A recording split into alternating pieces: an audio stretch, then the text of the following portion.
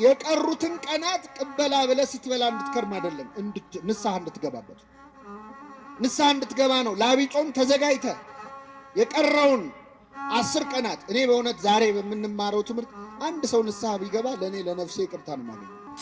በቀን ውስጥ ኃጢአት ሳንሰራ አንውልም። በግብር የምንሰራ ኃጢአት አለ። እንሰርቃለን፣ እናመነዝራለን፣ ብዙ ወንጀሎች እንሰራለን። ኃጢአታችን ካሸማቀቀን ግን ማድረግ ያለብን ተስፋ መቁረጥ አይደለም። ማድረግ ያለብን ማዘን አይደለም፣ ራስን መጥላት አይደለም። ያንን ኃጢአት ተበቀሉት። በምን? በንስሐ። በጣም ብዙ ሰው ንስሐ የማይገባው ኃጢአቱ ከብዶት አይደለም፣ ከኃጢአት መገላገል ሳይፈልግ ቀርቶ አይደለም፣ ለወደፊት ሊሰራ ላሰበው ኃጢአት ሲል። ኃጢአት ያላዋረደችው የለም። ምእመናን ማንንም እንዳታምኑ ነው። እገሌ አባት ነው፣ እገሌ መነኩሴ ነው ናቸው፣ እገሌ አጥማቂ ነው፣ እገሌ ሰባኪ ነው፣ እገሌ ዘማሪ ነው፣ እገሌ እኮ ጸሎተኛ ነው፣ እገሊት እኮ እንዲህ ናት ብላችሁ ማንንም ሰው እንዳታምኑ። የፈለገ ጸሎተኛ ቢሆኑ ከዳዊት ይበልጣል። መተህ የምትናገረው ለካህኑ አይደለም። ለማን ነው? ለእግዚአብሔር። ምን ቸገረ? ተናገረው፣ ተበቀለው ሰይጣንን። አንተ ላይ የሰራውን ያቆሰለህን ቁስል ገልጣ አሳየው ለካህኑ። ከቅዱስ ፓትርያርኩ አንስቶ ካህናትን እንድንጠላ እኔ ቄስ አልወድም የሚሉ ኮስተር ብለው ደስ ብሏቸው የሚሉ ሰዎች ያሉት ሰይጣን ሆን ብሎ የሚሰራው ካህንን ሲያጣላ ንስሐ እንደማትገባ ስለሚያውቅ ብዙ ሰው ንስሐ እንዳይገባ ከካህናት ጋር ከስጋው ደሙ ከቅዳሴ እንድትርቅ ካህኑን ያጣላል። እረኛውን እመታለሁ በጎቹም ይበተናሉ የሚለውን ለመፈጸም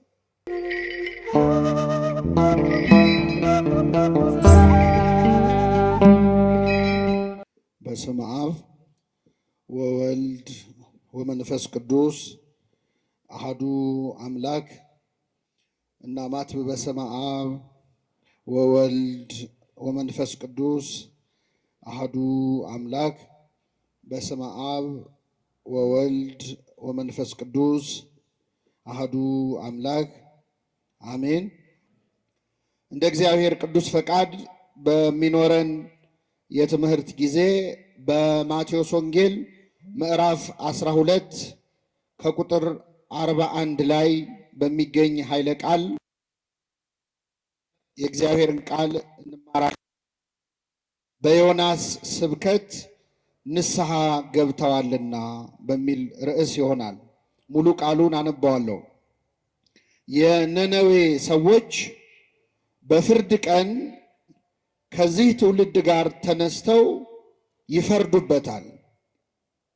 በዮናስ ስብከት ንስሐ ገብተዋልና እነሆም ከዮናስ የሚበልጥ ከዚህ አለ ይላል። ስለ ቃሉ የአምላካችን ስም የተመሰገነ ይሁን። በዮናስ ስብከት በሉ እስኪ ንስሐ ገብተዋል።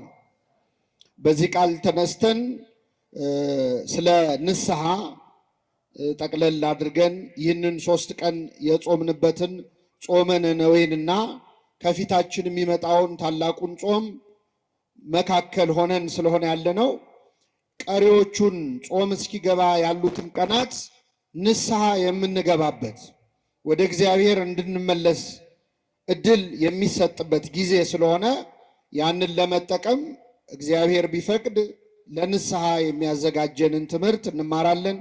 እግዚአብሔር አምላካችን ለአባቶቻችን ለነቢያት፣ ለአባቶቻችን ለሐዋርያት፣ ለአባቶቻችን ለሐዋርያውያን አበው ለሊቃውንት በጉባኤያቸው ተገኝቶ ምስጢሩን ጥበቡን ገልጦ እንዳስተማረ እኛንም በቸርነቱ እንዲያስተምረን፣ እንዲመክረን፣ እንዲገስጸን የእርሱ ቅዱስ ፈቃድ ይሁንልን።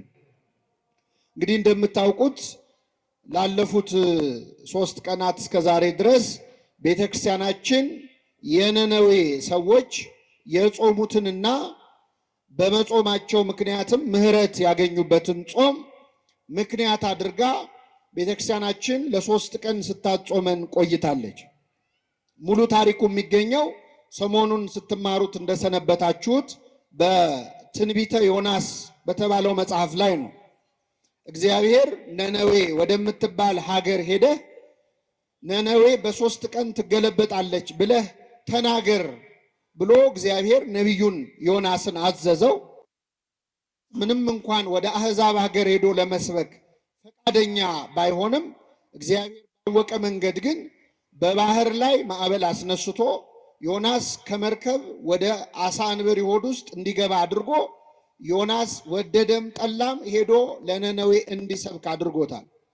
ይህንን ስብከት ሰምተው የነነዌ ሰዎች ንስሐ ገብተዋል። ይህንን ንስሐ የመሰከረላቸው ሌላ ሰው አይደለም፣ መድኃኒታችን ኢየሱስ ክርስቶስ ራሱ ባንደበቱ በዮናስ ስብከት ንስሐ ገብተዋል ይላል። እስኪ በሉ በዮናስ ስብከት ምን ብለዋል? የነነዌ ሰዎች ንስሐ ስለመግባታቸው የመሰከረላቸው ራሱ እግዚአብሔር፣ ምሕረት ያደረገላቸው፣ ይቅርታ ያደረገላቸው እግዚአብሔር በዮናስ ስብከት ንስሐ ገብተዋል ይላል። እኔ በእውነት በዚህ ርዕስ ተነስተን ንስሐ ምንድን ነው፣ ለምን እንገባለን፣ እንዴት እንገባለን የሚለውን አስፍተን አምልተን እንማራለን። ግን ይህንን ርዕስ ብቻ አንዴ አስተውላችሁ። በዮናስ ስብከት ንስሐ ገብተዋል ነው ያለው ክርስቶስ። በማን ስብከት? ምን አይነት ስብከት ነው ዮናስ ያስተማረው? ምን አይነት ትምህርት ነው ያስተማረው? ሄዳችሁ መጽሐፍ ቅዱሱን ስታነቡ ዮናስ ያስተማረው አንድም ስብከት እንደሌለ ታገኛላችሁ። ዮናስ አንደኛ ወደ ነነዌ ሄዶ ለማስተማር ፈቃደኛ አልነበረም። ፈቃደኛ ያልነበረው በሁለት ምክንያት ነው። አንደኛ የነነዌ ሰዎች በእግዚአብሔር አያምኑም፣ አሕዛብ ናቸው፣ ጣዖት የሚያመልኩ የነበሩ ናቸው። እግዚአብሔርን ወደማያውቁ ሰዎች ሄደህ አስተምር ሲባል ቅር አለው፣ አዘነ። ምክንያቱም ነቢያት የተሾሙት ለእስራኤል እንጂ ከእስራኤል ውጭ ላሉ ለአሕዛብ ስላልሆነ።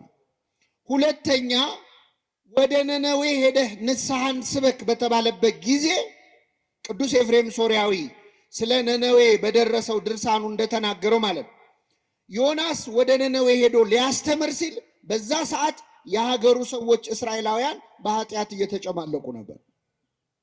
በኃጢአት በስካር በዝሙት ውስጥ ነበሩ። የገዛ ወገኖቹ በኃጢአት ውስጥ ሆነው ሳለ ወደ አሕዛብ ሄደ አስተምር ሲባል እዚህ ያሉት ወገኖቹ ሊጠፉ መሆኑን፣ ሌሎች ግን ምሕረት ሊያገኙ መሆኑን ሲያስብ ዮናስ ቅር አለው። ስለዚህ ወደ ነነዌ መሄድ አልፈለገም። ቅዱስ ኤፍሬም እንደውም ምን ይላል? የዮናስን ስብከት ሰምተው የነነዌ ሰዎች ሲያለቅሱ እንባቸውን ሲረጩ ዮናስ አዘነ። ያዘነው በነነዌ ንስሐ መግባት አይደለም። እስራኤል በጠጅ ስትራጭ፣ እስራኤል በስካር ስትራጭ፣ ነነዌ በእንባ እየተራጨች ያየ ዮናስ። ስለዚህ በነነዌ ንስሐ ውስጥ ስለ ወገኖቹ አዘነ፣ ተከፋ። ስለዚህ መስበክ አልፈለገም። ምዕመና ወደ ነነዌ ሄዶ አንድ አረፍተ ነገር ነው ያለው፣ ነነዌ በ3 ቀን ትገለበጣለች። እስቲ በሉ ነነዌ በ3 ቀን ምን ትላል? አሁን ይሄ ንግግር እስቲ ንስሐ ያስገባል? ንስሐ ግቡ አላለም። ኃጢአት ሰርታችኋል እንዲህ አድርጋችኋል አላለም። ሲጀመር እነዚህ ሰዎች እግዚአብሔርን አያውቁም። እግዚአብሔር የሚባል አምላክ አለ። ባህሩንና የብሱን ሰማይንና ምድርን የፈጠረ እግዚአብሔር የሚባል አምላክ አለ ብሎም አላስተማረም። እንዲህ ያለ ኃጢአት ሰርታችኋልና ንስሐ ግቡም አላለም። ስብከት እኛ የምናውቀው ስብከት ምንድን ነው? በክብር በግርማ አትሮንስ ተዘርግቶ መጽሐፍ ተገልጦ መምህር ገሌ ዲያቆን ገሌ አባ ገሌ ያስተምሩናል ተብሎ ወጥተው በክብር ሰላምታ ሰጥተው ርዕስ ነግረውን መጽሐፍ ቅዱስ ገልጠው ጠቅሰው እንዲህ ነው እንዲያ ነው ብለው ከዛ እንደዚህ አድርጉ እንዲያታድርጉ ብለው መፍትሄ ሰጥተውን ይወርዳሉ። ዮናስ የሰበከው ስብከት ርዕስ የለውም። ርዕሱም መግቢያው መውጫውም አንድ ነው። ነነዌ በ3 ቀን ምን ትላለህ? ትገለበጣል። በዮናስ ስብከት ግን ንስሐ ገብተዋል አለ ክርስቶስ። በጣም ይገርማል። የነነዌ ሰዎች በዚህ ትውልድ ላይ ተነስተው ይፈርዱበታል። እኛ ስንት ስብከት ሰምተናል? ምዕመናን ስንት ስብከት ሰማን እስከ ዛሬ? ስንት ትምህርት ተማርን? ቃለ እግዚአብሔር ምግብ ቢሆን እኮ እንደኛ ጠግቦ የሚያገሳ የለም። ስንት በዚህ ሰሞን ስንት ትምህርት ተማረ? ስንቴ ነው ንስሐ ግቡ የተባል ነው? ችግሩ ከነ መፍትሄው ስንቴ ተነገረን፣ ንስሐ ግን አልገባን። እንደውም ስብከቱን እናማርጣለን። የዛሬው ምንም አይልም እንላለን። የዛሬው ደግሞ አቤት ያስተማረው ትምህርት እንዴት ያለ ነው እንላለን። በትምህርቱ መለወጥ ትተን ትምህርቱን ወደ መመዘን ሁሉ አድገናል። ቃለ እግዚአብሔር መለወጫ ሳይሆን እኛ ምን ገመገመው ነገር ሆነ። የነነዌ ሰዎች ግን በዮናስ ስብከት ንስሐ ገብተዋል። እግዚአብሔር የምንማረውን ትምህርት የንስሐ ያድርግልን። እንደው ተስፋ ሰጪ እንኳን ስብከት እኮ አልሰበከም። በጣም ይገርማል። ነነዌ በ3 ቀን ምን ትላለህ? ትገለበጥ። አሁን እኔ መሀል አዲስ አበባ አደባባይ ላይ ቆሜ አዲስ አበባ በ3 ቀን ትገለበጣለች ብል ምንድን ነው የምትሉ? ኧረ አንተኑ ይገልብጥል ይለኝ ይችላል ሰው። ምን ታሟርታለህ ነው። ተስፋ እንኳን አልሰጣቸውም። ብትመለሱ ይቅርታ ታገኛላችሁ አላለም። የነነዌ ሰዎች ግን ስብከቱን አይደለም ያዩት፣ ራሳቸውን የቃሉን ማማር፣ አሰካኩን፣ አነጋገሩን፣ የሰባኪውን ማንነት አይደለም። ሊሰብካቸው የመጣው እኮ ተተፍቶ ነው እኮ በአሳ አንበሪ ተተፍቶ ነው የመጣው። መስበክ አልፈለገም፣ ማስተማር አልፈለገም፣ የግዱን ነው። የአንድ ቀን መንገድ ገብቶ ይላል። ነነዌ በ3 ቀን ትገለበጣለች ነው የሚለው አይደለ? በስንት ቀን? ስለዚህ አንድ ቀን ገባ። ቶሎ ሰብኮ ሊወጣ ማነው? ስትገለበጥ አብሮ እንዳይገለበጥ ብዙም ፍላጎት ብሎ እንደው አንድ የጮኸ ትገለበጣለች አለ። ከንጉሱ ጀምሮ እስከ ታች እስካል እንስሳቱ ሳይቀር ጾሙ፣ ጸለዩ። እኛ ጆሮአችንን የደፈነው ለንስሐ ምንድን ነው? እንደዚህ አይነት ህዝብ አለ ለካ። በአንድ ስብከት ሊያውም ርዕስ በሌለው ቅርጽ በሌለው ትምህርት ጣዕም በሌለው ስብከት ንስሐ ይገባል፣ ንስሐ ይገባል። ጴጥሮስ ንስሐ የገባው ምርር ብሎ ያለቀሰው የምን ጩኸት ሰምቶ ነበር? ምን ሳይጮህ 3 ጊዜ ትክደኛለህ ተባለ። ምን ሲጮህ ሰምቶ ነው? የዶሮ ጩኸት ንስሐ አስገባው ጴጥሮስ። ዶሮ ጮኸ ብሎ ንስሐ ገባ። ዶሮ የተባሉ ሰባኪያን ናቸው፣ መምህራን ናቸው። ያው ዶሮ እንዳትሉን እንጂ ጠብቃቸው አደራ። ዶሮ የተባሉ ሰባኪያን ናቸው። የዶሮ ጩኸት ሰምቶ ንስሐ ገባ። እኛ ግን ጩኸቱን ለምደነዋል፣ ንስሐ አንገባም። ይኸው እኛን ጮህባቸዋለን እየወጣን፣ እናንተ ንስሐ አትገቡም። ለምን? የኛም የዶሮዎቹም ችግር ነው። ዶሮ አይታችሁ ከሆነ ከመጮሁ በፊት ጠዋት ይነሳና መጀመሪያ ምን ያደርጋል? ያራግፋል። አቧራውን አራግፎ ነው የሚጮህ። አሁን ያለን ዶሮዎች አቧራችንን ሳናራግፍ ስለምንጮህ እናንተም ንስሐ ገቡ፣ እኛም መጮህ አናቆም። ስለዚህ የነነዌ ሰዎች በአንድ ስብከት በአንድ አረፍተ ነገር ንስሐ የገቡበት ነው። ቤተክርስቲያን ስለ ንስሐ ሳታስተምር ውላ አድራ አታውቅም። ምዕመናን መንግስተ ሰማያት ቀርባለችና ምን አድርጉ? ንስሐ ግቡ ሳይባል ይውላል? አይሁን። ወንጌል ሲነበብ መንግስተ ሰማያት ቀርባለችና ንስሐ ግቡ ይባላል። እኛ ከንፈር እንመጣለን። ተሰጦ ላይ ይበል ህዝብ ተብሎ ከንፈር ምጠጡ አይልም። ግን ምዕመናን ይላሉ ባሉበት፣ ንስሐ ግን አንገባም። ንስሐ የሁል ጊዜ ትምህርት ነው ምዕመናን። አሁን ነነዌ የመጣበት በነገራችን ላይ አባቶቻችን እንደው በረከታቸው ይደርብን፣ እንዴት አስተዋዮች እንደሆኑ ከዐቢይ ጾም ትንሽ ቀደም አድርገው ነነዌን የሚያመጡት የቀሩትን ቀናት ቅበላ ብለህ ስትበላ እንድትከርም አይደለም፣ ንስሐ እንድትገባበት፣ ንስሐ እንድትገባ ነው። ለዐቢይ ጾም ተዘጋጅተህ የቀረውን 10 ቀናት እኔ በእውነት ዛሬ በምንማረው ትምህርት አንድ ሰው ንስሐ ቢገባ ለእኔ ለነፍሴ ይቅርታ ነው የማገኘው። ሌላው ምንም ችግር የለም። አንድ ሰው ንስሐ ቢገባ ጽድቁ ቀርቶብን የነነዌ ሰው ሁሉ የአዲስ አበባ ሰው ቀርቶ እዚህ ግቢ ውስጥ ያለው ምእመን ንስሐ ከገባ ትልቅ ውጤት ነው። ንስሐ የሁል ጊዜ ትምህርት ነው። ጸጸት ማለት ነው በግዕዙ። በአማርኛው ጸጸት ብለው በግዕዙ ንስሐ ነሳ ወእግዚአብሔር እኒ ነሳህም ዘነበበ። አሁን እዚህ ላይ እግዚአብሔር በነነዌ ላይ ሊያደርገው ከነበረው ጥፋት የተነሳ ተጸጸተ የሚለውን ነስሐ ይላል በግዕዙ። ንስሐ ማለት ጸጸት ማለት ነው። ምን አድርገን ነው የምንጸጸተው? አምላኬን እግዚአብሔርን በድየዋለሁ ብለን ስንጸጸት፣ ፈጣሪን አሳዝኘዋለሁ፣ ኃጢአት ሰርቻለሁ፣ አድርግ ያለኝን አላደረኩም፣ አታድርግ ያለኝን አድርጌያለሁ ስንል ያ እውነተኛ ንስሐ ይባላል። ይህ ንስሐ ለሁላችን ያድለን። ሰውን ወደ መዳን የሚያደርሰው ሐዘን የተባለው ቅዱስ ጳውሎስ ያለው ሰውን ወደ መዳን የሚያደርሰው ሐዘን ንስሐ ይባላል። ይህንን እግዚአብሔር ይፈልገዋል። በድያለሁ ስንል እንግዲህ ከኛ መሃል ኃጢአት የሌለበት ሰው የለም። በቀን ውስጥ ኃጢአት ሳንሰራ አንውልም። በግብር የምንሰራ ኃጢአት አለ። እንሰርቃለን፣ እናመነዝራለን፣ ብዙ ወንጀሎች እንሰራለን፣ ሰነድ እንሰርዛለን፣ እንደልዛለን፣ ጉቦ እንሰጣለን፣ ጉቦ እንቀበላለን። እነዚህ በግብር የምንፈጽማቸው ኃጢአቶች ናቸው። ብዙ አይነት ሰው ይህን ባይሰራ ደግሞ በቀን ውስጥ ይህን መስራት ባይችል ቢያንስ በአንደበቱ ግን ብዙ ክፉ ነገር ይናገራል። አንደበታችን ይሳደባል፣ እንሳደባለን። አቤት አሁንማ ስድብ ማዕረግ የሆነበት ጊዜ እኮ ነው። ጥሩ ተሳዳቢ ነው የሚከበረው እንደው። ስለዚህ እንሳደባለን፣ እንዋሻለን፣ እናማለን። ሐሜት አያድርግብኝ እንጂ ብለን እናማለን።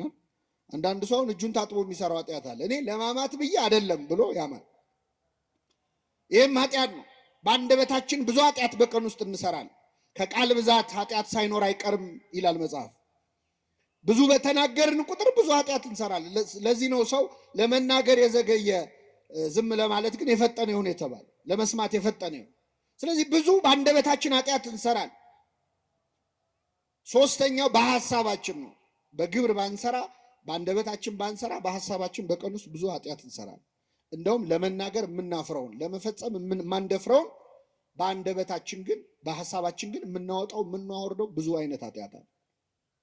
ይህንን ኃጢአት በድያለሁ፣ አስቀይሜዋለሁ እግዚአብሔርን ብለን ስንጸጸት እውነተኛ ንስሐ ይባላል። ይህ ንስሐ እግዚአብሔር ለሁላችን ያድለን። ከተጸጸትን በኋላ ደግሞ ኃጢአታችንን እንድንናዘዝ ይፈልጋል። ንስሐ መጸጸት ነው። ግን ጸጸት በምንድን ነው የሚገለጸው? እግዚአብሔር ኃጢአታችንን እንድንናገር ይፈልጋል። እስቲ የመጀመሪያዎቹን በደለኞች ላስታውሳችሁ። የፈረደባቸው አዳምና ሔዋን። ያው የነሱ ስለተጻፈ ነው እንጂ እኛ ከነሱ የተሻለ ኃጢአት በብዛትም በጥራትም ሰርተናል። ግን ያው መጽሐፍ ቅዱስ ላይ ያለው የነሱ ነው። አዳምና ምንድን ነው የሰሩት? አትብሉ የተባሉትን ዕፀ በለስ ምን አደረጉ? በሉ። ሔዋንን እባብ መጥቶ ዕፀ በለስን መከልከላቸውን ስትነግረው እግዚአብሔር አትብሉ አለን ስትለው አየለም እንደሱ እኮ አምላክ እንዳትሆኑ ነው፣ ሞትን አትሞቱም አላት። ግድ የለሽም ብሎ መከራት ዲያብሎስ። ይሄ በነገራችን ላይ ሰይጣን ዛሬም እባብ ሆኖ ይመጣል እኛ ጋር። እባብ እንኳን አይሆንም፣ አንድ የተነቃ ዘዴ ስለሆነ። በተለያየ ሰው ግን ይመጣል። ጓደኛ ሆኖ ይመጣል፣ ዘመድ ሆኖ ይመጣል፣ የቅርብ ወዳጅ ሆኖ ይመጣል። ብዙ ወጣቶች ህይወታቸው የሚበላሸው እንደዚህ አይደል እንዴ? ይሄን ብትቀምሰው አትሞቱም እየተባሉ አይደል እንዴ መጠጥ የጀመሩት? አደንዛዥ ዕፅ የጀመሩት። እስከዛሬ ቀምሰው አታውቅም፣ ቀምሰሽው አታውቂም፣ ሄደሽ አታውቂም፣ እንዲህ አይነት ቦታ ይሄን አይተኸው አታውቅም። ኧረ አትሞቱም እኮ ምንድን ነው የሚያስፈራ? አንዴ ሞክረው ግድ የለህም አይዞ። ሰይጣን እባብ መሆን ትቶ ጓደኛ መሆን ጀምሮ። ስለዚህ ሔዋን የእባብን ምክር ሰማች፣ ዕፀ በለስን በላች። እንኳን አምላክ ልትሆን ሰው መሆንም አልቻለች። ከዛ በኋላ ክብራቸው ጸጋቸው ምን አለ? ተገፈፈ። እርቃናቸውን ቀሩ። ኃጢአት ማለት እርቃን መሆን ነው። ምዕመናን ራቁት መሆን ነው። ከጸጋ እግዚአብሔር መራቆት ነው። ኃጢአት ማለት ቀጥታ ትርጉሙ ማጣት ነው። ራሱ እግዚአብሔርን ማጣት ነው። ተጎሳቆሉ። ይህን ጊዜ አዳም በገነት ዛፎች ውስጥ ተሸሸገ ይላል። ኃጢአት እኮ መሸማቀቅ ነው፣ ማፈር ነው። ኃጢአት ቀና ብለህ እንዳትሄድ የሚያደርግ ነው፣ የሚያሸማቅቅ ነው። ስለዚህ በገነት ዛፎች መካከል ተሸሸገ። ቅጠል አምጥቶ ፊቱ እርቃኑን ለማልበስ ሞከረ። ኃጢአታችንን ለመደበቅ የምናደርገው ጥረት ማለት ነው። ይህን ጊዜ እግዚአብሔር በገነት መሃል አዳምን ሊፈልገው ወጣ ይላል። አዳም አዳም ሆይ ወዴት ነህ አለው ይላል። አዳም አዳም ሆይ ወዴት ነህ? ስማችሁን ቀይራችሁ ይህን ጥሪ ለራሳችሁ አዳምጡት። አንድ ጊዜ መጽሐፍ ቅዱስ ላይ ስማችን ተቀይሮ ነው እንጂ ሁላችንም ስማችን አለ፣ ታሪካችን አለ። እገሌ እገሌ ሆይ ወዴት ነህ የሚለው አዳምን አይደለም። መጽሐፍ ቅዱስ ላይ የተጻፈው አዳም ከሞተ ከስንት ዓመት በኋላ ነው ሙሴ ኦሪት ዘፍጥረትን የጻፈው። ለአዳም አይደለም ለእኛ ነው። የት ነው ያለው ይላል እያንዳንዳችንን እግዚአብሔር ማለት ያለንበት ጠፍቶት አይደለም። ምን እየሰራ ነው? ወድቀሃል፣ ተነስተሃል፣ ጽድቅ እየሰራ ነው፣ ምንድን ነው እያለ አዳም አዳም ሆይ ወዴት ነህ አለው። እግዚአብሔር አዳም ያለበትን ቦታ ያውቃል አያውቅም? ያውቃል። ይህን ጊዜ አዳም ራቁቴን ስለሆንኩኝ ፈራው ተሸሸኩም አለ። ከኔ ጋር ናችሁ ምዕመናን? እግዚአብሔር ከሁላችን ጋር ይሁን። ራቁቴን ስለሆንኩኝ ምን አልኩ? ፈራው ተሸሸኩም አለ። አሁን አዳም ኃጢአቱን ተናገረ አልተናገረም? መልሱልኝ። አልተናገረም። የአዳም ኃጢአት ራቁቱን መሆን ነው እንዴ? ምን ማድረግ ነው? ዕፀ በለስን መብላት ነው። ኃጢአቱን ትቶ ኃጢአቱ ያመጣውን ችግር ነው ያወራው። ራቁቴን ስለሆንኩኝ ፈራው አለ። ራቁቱን መሆኑን አይደለም መናገር ያለበት፣ ዕፀ በለስን በላው ነው ማለት ያለበት። ብዙ ጊዜ ንስሐ አባቶቻችን ፊት ቀርበን ኃጢአቱን ትተን ኃጢአቱ ያመጣውን ችግር የምናወራ ሰዎች አሉ። አባ ይሄ መጠጥ እኮ ጤና አሳጣኝ ይላል። ምን አመጣው? ሰካራም ነኝ ነው የሚባለው አይደል? መጀመሪያ ቀጥታ ኃጢአቱን ዘሎ ኃጢአቱ ያመጣውን ችግር ተናገረ። እግዚአብሔር ደግሞ ጠየቀው፣ ራቁትህን መሆንህን ማን ነገረ? አትብላ ካልኩ ዛፍ በላህን አለው። ይገርም ቅድመ ይፍጥሮ ለአዳም ያምር ግብሩ ይላል። አዳምን እኮ ያውቃል ሳይፈጥረው እንደሚበድል። መረጃ አይደለም እግዚአብሔር እየጠየቀ ያለው እመን ኃጢአትህን አፍ አውጥተህ በድያለሁ በለኝ ነው የሚል። ይህን ጊዜ አዳም ምን አለ? ረዳት ትሁንህ ብለህ የሰጠኸኝ ሴት ከዛፉ ሰጠችኝና በላሁ አለ። አሁን ተናገረ አልተናገረ? ተናገረ። ከዛፉ ሰጠችኝና ከዛ በፊት ያለው ንስሐ ሳይሆን ክስ ነው። ማንን የከሰሰው? መልሱልኝ። ሔዋን አንደኛ ተከሳሽ ሔዋን ነች። ሁለተኛ ተከሳሽ ክብር ይግባውና እግዚአብሔር። ረዳት ትሁንህ ብለህ ምን ያልከኝ አንተ እሷን ባሰጠኝ እሷን ባሰጠኝም እኔ ምን አልልም አልበላም። ስለዚህ ሁለተኛ ተከሳሽ እግዚአብሔር። አንዳንዴ ኃጢአትን ሰራና ወይ ሰውን ከሳል። ጓደኛዬ ገፋፍቶኝ እገሌ ገፋፍቶኝ እንዲናርግ ብላኝ ይሄ በሰው ስናመካኝ። ሁለተኛ እግዚአብሔር ላይ እናመካኛለን። ደስ ብሎን የሰራነውን ኃጢአት ምን ነው ተውከኝ እንዲህ ሲሆን ደስ ብሎ እኮ ነው ያረከው። አንተ በነፃ ፈቃድ የሰራውን ኃጢአት እግዚአብሔር ላይ መልሶ መስጠት ማለት። ስለዚህ ረዳቱን ብለህ የሰጠኝ ሴት ከዛፉ ሰጠችኝ። በጣም ይገርማል። የሰጠኸኝ ሴት በሉ እስኪ አይሰማም።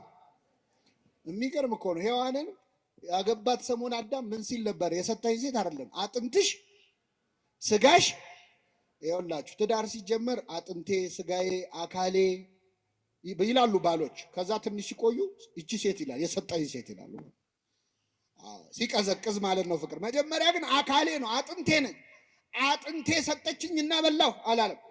አካሌ ሰጠችኝና በላሁ አላለም። የሰጠኸኝ ሴት አለ። ለእግዚአብሔር መልሶ ሰጠው። እግዚአብሔር ይህንን አዳም የከሰሰውን ክስ ሲሰማ እንዴ ሔዋን ላይ ዞሮ አንቺ ምን ሆነሽ ነው የሰጠሽው? ለምን ሰጠሽው አላላት። ያደረግሽው ምንድን ነው አላት። እስኪ በሉ ያደረግሽው የአዳምን ወሬ ይዞ ሔዋን ላይ የሚጮህ አምላክ አይደለም እግዚአብሔር። ከሰው ወሬ ሰምቶ ሌላው ሰው ላይ የሚጮህ አምላክ አይደለም። የሱን ሰማ ጥሩ አለና ወደ አዳም ዞረ፣ ወደ ሔዋን ዞረ። ያደረግሽው ምንድን ነው አለ። እያንዳንዱ ሰው የየራሱን ታሪክ እንዲተርክ እድል የሚሰጥ አምላክ። እሺ አንቺ ደግሞ ተናገር፣ ያደረግሽው ምንድን ነው አለ። እሷ ደግሞ እባብ አሳተኝና በላዋለች። እኛ ሰይጣን አሳሳተኝ እንደምንለው። ያም ሆነ ግን እግዚአብሔርን ሁሉ ጥያቄ የሚጠይቀው ለምንድን ነው ካላችሁ ኃጢአታችንን እንድንናዘዝ እንድናምን ማን ይፈልጋል? አይንም ወንድሙን አቤልን ገደለ። እግዚአብሔር ተገልጦ ምን አለው? ወንድም አቤል ወዴት ነው አለ። ያውቃል እኮ እንደገደለው። እግዚአብሔር መረጃ አይደለም የሚፈልገው እንዲያምንለት ይፈልጋል። ወንድም አቤል ወዴት ነው አለ። የወንድሜ ጠባቂው እኔ ነኝ አለ። እግዚአብሔር ኃጢአታችንን የምንናዘዝበት የምናምንበትም ብርታት ለሁላችን ያድለን። ይህን ካልን ምዕመናን ኦርቶዶክሳውያን ምዕመናን ኃጢአታችንን ንስሐ ለመግባት ለመጸጸት፣ መቼስ ማንም ሰው ኃጢአት ሰርቶ ደስ ሊለው አይችልም። መሸማቀቁ አይቀርም። ቅጠሉስ መደበቁ አይቀርም። ቀና ብሎ ለመሄድ ማፈሩ አይቀርም። አሁን እግዚአብሔር ቸርነቱ ነው እንጂ ኃጢአታችንን ቢገልጠው ማን ከቤቱ ይወጣል? ኃጢአት ቢሸት ኖሮ እስቲ ምዕመናን ቢሸት ከቤቱ የሚወጣ ሰው ወይ ግንባራችን ላይ ቢጻፍ አንድ ሰው ከቤቱ ይወጣል? ደብቆ ሸሽጎ እግዚአብሔር በቸርነቱ ነው ያቆመ። ኃጢአትን ብትጠባበቅ አቤቱ ማን ይቆማል እንዳለ። ኃጢአታችን ካሸማቀቀን ግን ማድረግ ያለብን ተስፋ መቁረጥ አይደለም። ማድረግ ያለብን ማዘን አይደለም። ራስን መጥላት አይደለም። ያንን ኃጢአት ተበቀሉት። በምን? በንስሐ። ኃጢአታችንን ብንናዘዝ ሊያነጻን የታመነ ነው ነው። የነነዌ ሰዎች ሳይሰበኩ ንስሐ ከገቡ እናንተ እንደየተነገራችሁ ለምን አትወስኑ? ሄደና ኃጢአቱን ተበቀለ። የነነዌ ሕዝብ ሁሉ ወድቆ ተነስቶ ይቅር በለኝ ብሎ ኃጢአታችንን በመናዘዝ ነው የምንበቀል። እግዚአብሔር እንድንጸጸት ይፈልጋል አንደኛ፣ ሁለተኛ እንድንናዘዝ ይፈልጋል፣ እንድንናገረው ይፈልጋል። ለማን ነው የምንናገረው? አሁን ብዙ ጊዜ ኦርቶዶክሳዊት ቤተክርስቲያናችን ኃጢአታችንን እንድንናዘዝ የምታዘል ለማን ነው? አይሰማም። ለንስሐ አባቶቻችን እና አንዳንድ ሰው በቀጥታ ለእግዚአብሔር ብነግረው ኃጢአቴን ይቅር አይለኝም ወይ? ለምንድን ነው ለካህን የምንናገረው የሚሉ ሰዎች አሉ። በጣም ይገርማቸዋል። እንደው ልብ ቢኖረን ኖሮ ማለት የነበረብን አረ ለእግዚአብሔር ከሚሆን ለሰው ይደረግልን ነበር። ከሰውና ከእግዚአብሔር የሚያስፈራው ማንም ያስፈራው? ጀብዱ የሰራን ይመስል ማለት ነው። በቀጥታ በነገረው ውስጥ ምን ደና ነገር ያረክ መሰለ። በጣም ይገርማል። እስራኤላውያን ምን አረጉ መሰላችሁ? ሙሴ 570 ጊዜ እግዚአብሔርን አናግሮ እየመጣ ያናግራቸዋል። ከዛ እስከ መቼ ባስተርጓሚ አሉ፣ አመፁ። ከዚህ በኋላ በአንተ በኩል እንዲያናግረን አንፈልግም፣ እግዚአብሔርን ራሱ ወርዶ ያናግረናል።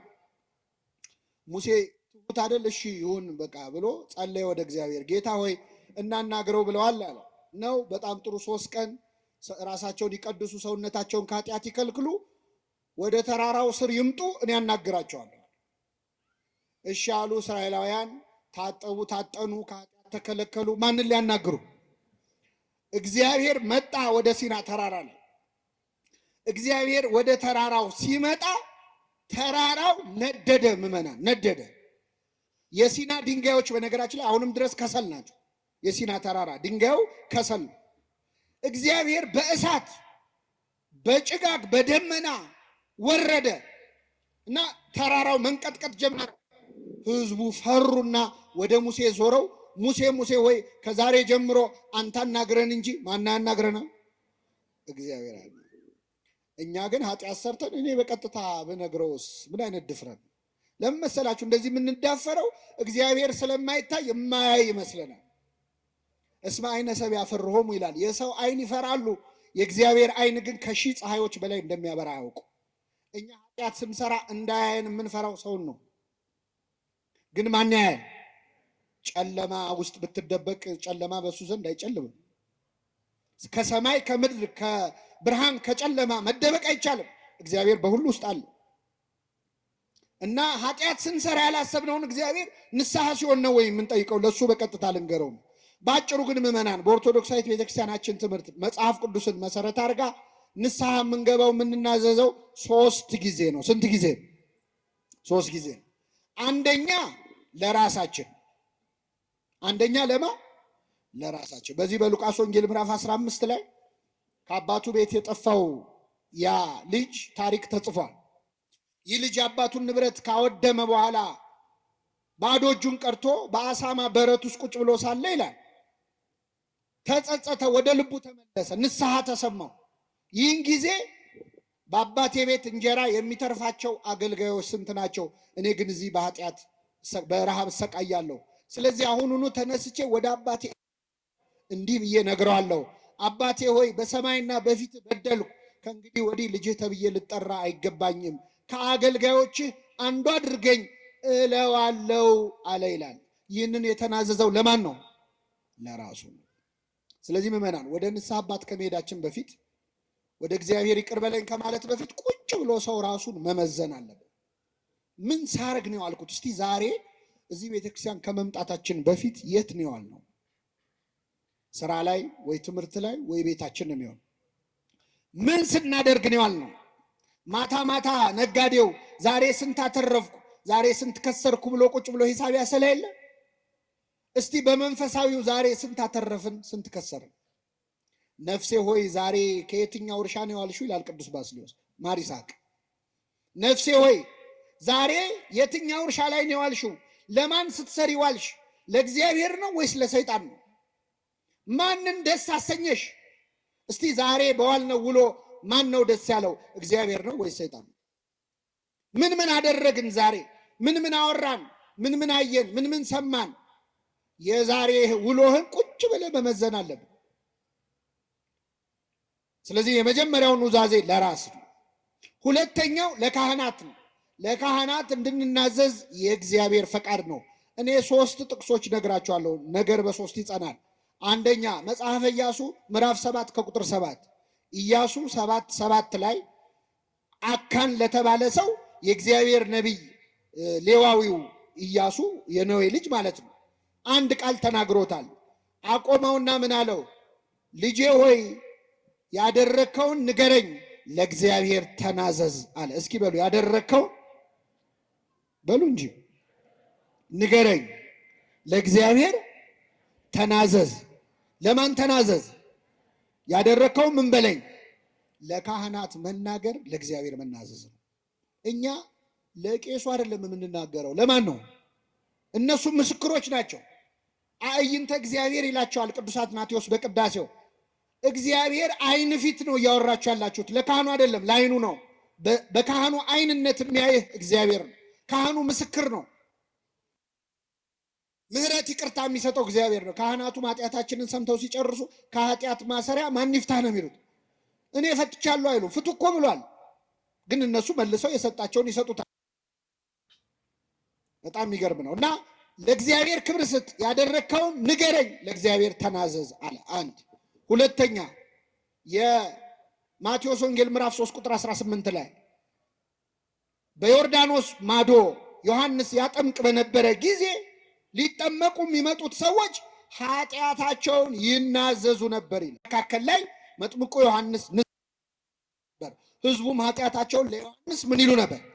ይናዘዙ ነበር። ሶስተኛ የሐዋርያት ሥራ ምዕራፍ 19 ቁጥር 19 ላይ ያመኑት ሁሉ በሐዋርያት ፊት መጥተው ኃጢአታቸውን ይናዘዙ ነበር። ስለዚህ ኃጢአታችንን ለካህናት ለተመደቡ ለሌዋውያን ካህናት ለመጥምቁ ዮሐንስ ለ12ቱ ሐዋርያት እንድንናዘዝ የማን ፈቃድ ነው? የእግዚአብሔር ፈቃድ ነው። ሐዋርያትን ደግሞ ጌታ ሊለያቸው ሲል ምን አላቸው? እስከ ዓለም ፍጻሜ ድረስ ከእናንተ ጋር ነኝ ብሏል። እስከ ምን ድረስ? ሐዋርያት አሁን ሰማዕታት ሆነው ሞተዋል፣ እነሱ የሉም። እስከ ዓለም ፍጻሜ ያለው አሁን እዚህ ከምታዩቸው አባቶች ጋር ከሐዋርያት ጋር የነበረ አምላክ ከኛም ጋር አለ። ኃጢአታችንን ለካህናት የምንናገረው የማን ፈቃድ ስለሆነ ነው? የእግዚአብሔር። ካህናት ደግሞ ለመረጃ አይደለም፣ ሰምተው ሲጨርሱ ጸሎት አድርገው ምክር ይሰጡናል። አንድ ከኃጢአት መከልከል እንድንችል ቀኖና ይሰጡናል፣ እሱን እንመጣበታለን። ሌላው ግን ኃጢአታችንን ይቅር ማስባል ስልጣን ሰጥቷቸዋል። የማቴዎስ ወንጌል ምዕራፍ 20 ከቁጥር 23 ላይ እፍ አለባቸው፣ መንፈስ ቅዱስን ተቀበሉ፣ ይቅር ያላችኋቸው ኃጢአታቸው ይቀርላቸዋል፣ የያዛችሁባቸውም ተይዞባቸዋል። ስለዚህ ለካህናት የምንናዘዘው የእግዚአብሔር ፈቃድ ስለሆነ ነው። ሶስተኛው ለካህናት ስንናዘዝ በዛው ለማን ነው የምንናዘዘው? ለእግዚአብሔር ማለት ነው። ይህን ካየን ምዕመናን እንዴት እንናዘዝ የሚለውን ደግሞ ማየት ያስፈልጋል።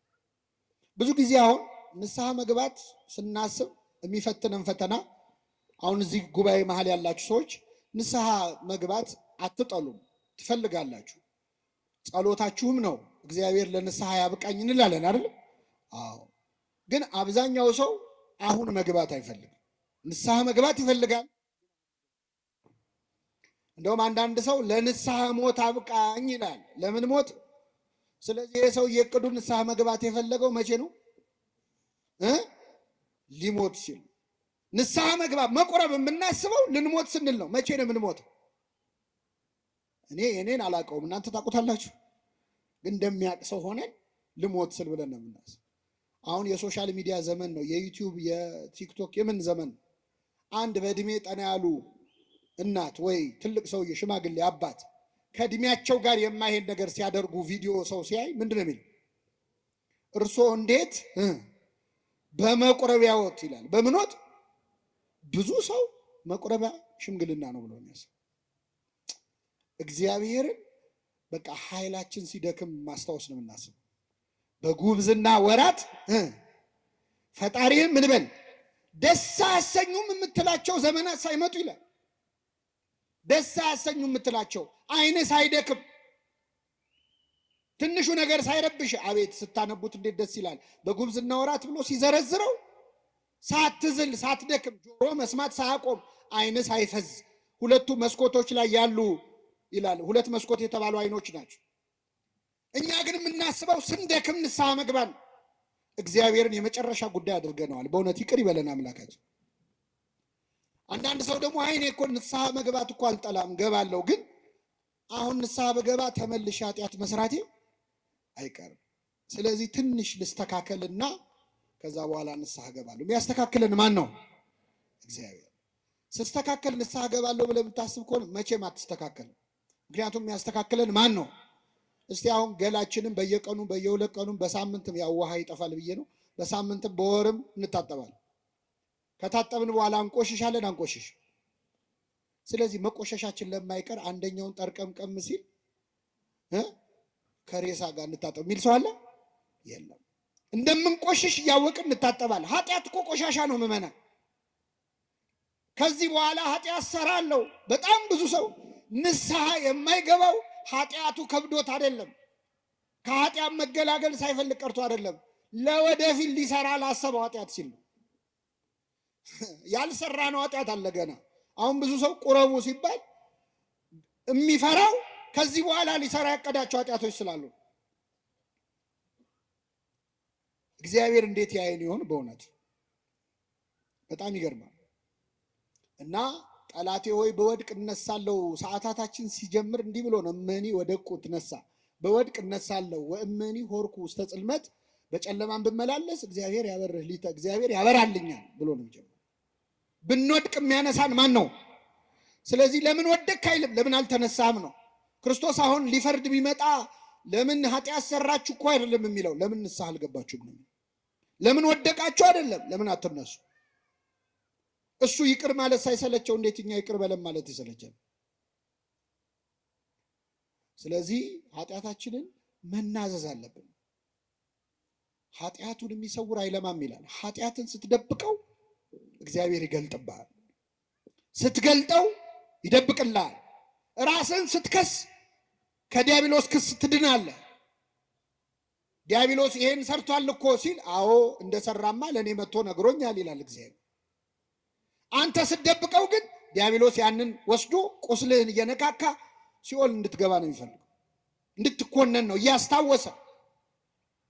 ስለዚህ ብዙ የሚቆጠር ኃጢአት ስላለን እግዚአብሔር ፊት እንግለጠው ኃጢአታችን።